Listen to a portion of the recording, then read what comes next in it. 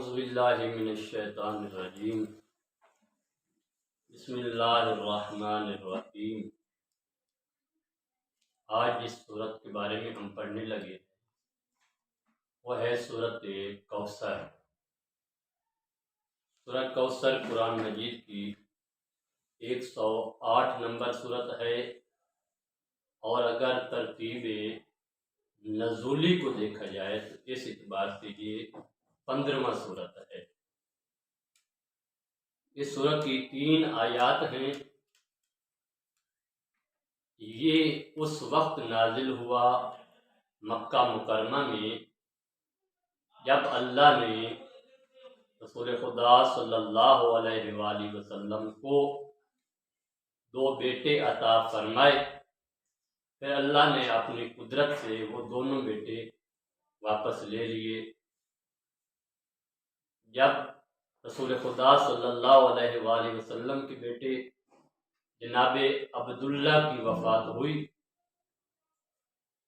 اس وقت مکہ کے جو مشرکین تھے ان کے سردار اور باقی لوگ جیسا کہ ابو لہب، ابو سفیان اور عاص بن وائل، ان کے نام تاریخ میں لکھے ہیں کہ ان لوگوں نے رسول خدا صلی اللہ علیہ وآلہ وسلم کے بارے میں یہ کہنا شروع کر دیا کہ نعوذ باللہ محمد ابتر ہے، اب محمد کی نسل ختم ہو گئی، جب محمد اس دنیا سے چلا جائے گا تو اس کا نام لینے والا کوئی نہیں ہوگا اور اس کے دین کی پیروی کرنے والا کوئی نہیں ہوگا۔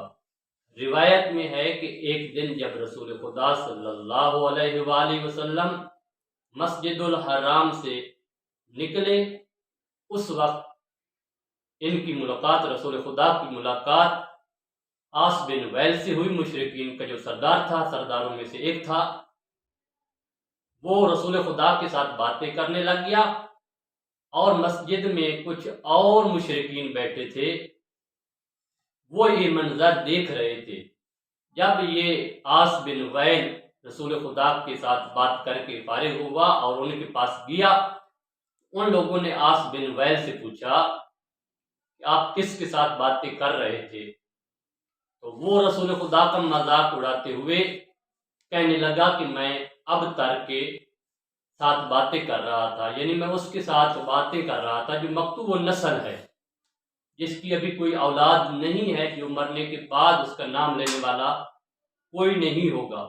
یہ باتیں سن کر رسول خدا صلی اللہ علیہ وآلہ وسلم کو بڑی تکلیف ہوتی تھی۔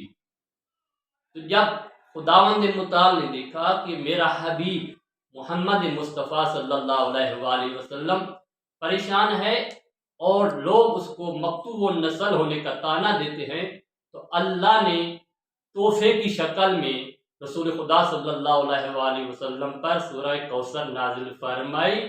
یہ رسول خدا کو تحفہ دیا اور اس میں بیان فرمایا گیا کہ ہم نے تجھے کوثر عطا کی ہے، اس نعمت کے بدلے میں تو اپنے رب کے لیے نماز پڑھ اور قربانی کر۔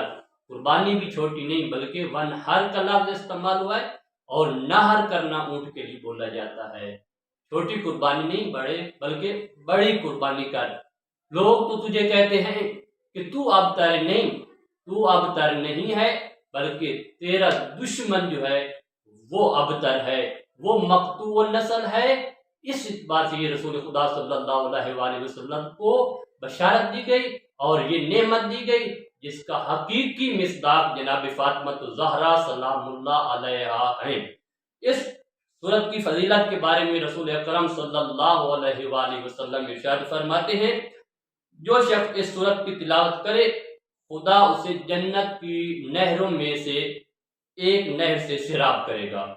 اور ہر قربانی کی تعداد میں جو خدا کے بندے عید قربان کے دن کرتے ہیں، قربانی والے دن جتنے بھی لوگ قربانی کرتے ہیں، چاہے وہ مسلمان ہوں یا وہ اہل کتاب ہوں یا مشرکین جو قربانیاں دیتے ہیں، جتنی بھی قربانی دیتے ہیں ان سب لوگوں کی تعداد کے برابر اس کو اجر عطا کیا جائے گا۔ دعا ہے خداوند متعال ہمیں سورہ کوثر کے مضامین پر عمل کرنے کی توفیق نصیب فرمائے۔